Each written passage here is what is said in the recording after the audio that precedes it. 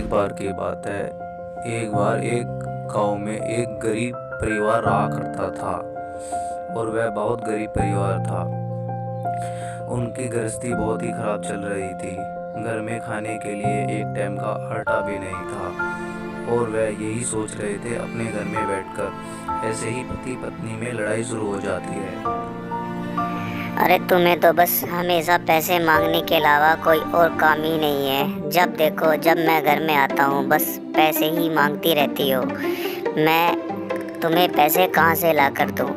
मुझे पता नहीं किस किस के पैसे दिन में उधार देने होते हैं जिनसे मैंने उधार लिया हुआ है।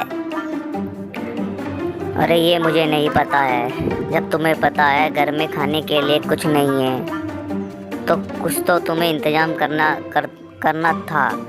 अब मैं क्या करूं? तुम्हें पता है बच्ची भी छोटी है और उसे भी भूख लगती है। वो खाने के लिए कब से तड़प रही है, पर फिर भी तुम कुछ नहीं इंतजाम कर रही हो खाने के लिए। अरे मैं क्या करूं? तुम्हें पता है कोई इंतजाम नहीं है, फिर भी तुम्हारे कहने पर मैं फिर कहीं पर जाकर कुछ इंतजाम करने की कोशिश करता हूँ।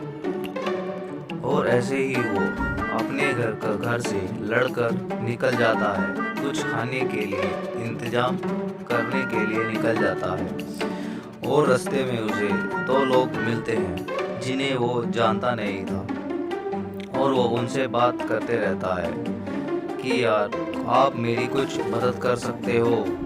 मेरे घर पर कुछ खाने के लिए भी नहीं है और ना ही किसी तरह का कोई इंतजाम है, पर मैं बहुत परेशान हूँ। आप लोग दोनों मिलकर मेरी कुछ मदद करो। परंतु उसकी कोई मदद नहीं करते हैं उन दोनों में से।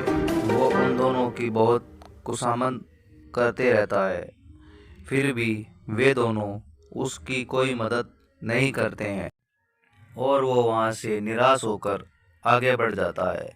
ऐसे ही सोचते हुए वो आगे चल रहा था। उसे रास्ते में एक नदी दिखाई पड़ती है।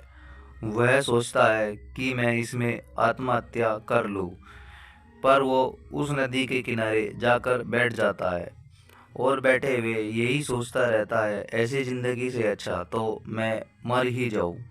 परंतु वह अपनी बेटी के बारे में सोचकर रुक जाता है और यही सोचते रहता है मेरे मरने के बाद उसका क्या होगा।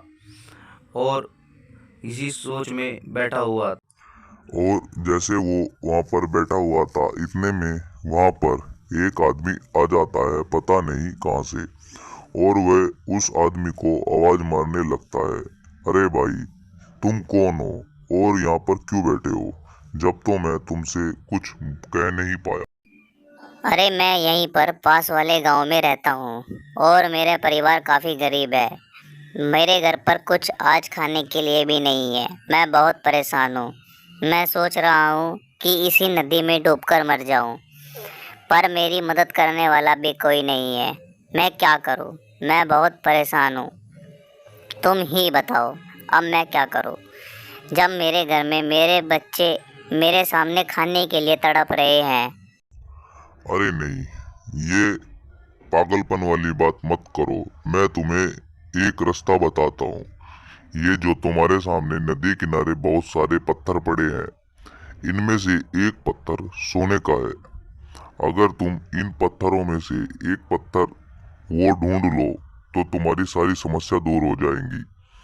इन पत्थरों में एक पत्थर सोने का है, तुम इन पत्थरों में वो और जैसे ही वो पत्थर की तरफ देखता है इतने में वो आदमी गायब हो जाता है। और वह पीछे मुड़कर देखता है, अरे यहाँ तो बहुत सारे पत्थर है, इनमें से कौन सा होगा।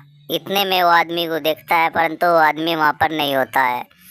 वो देखता है कि पता नहीं कौन था और मेरी मदद के लिए आया था।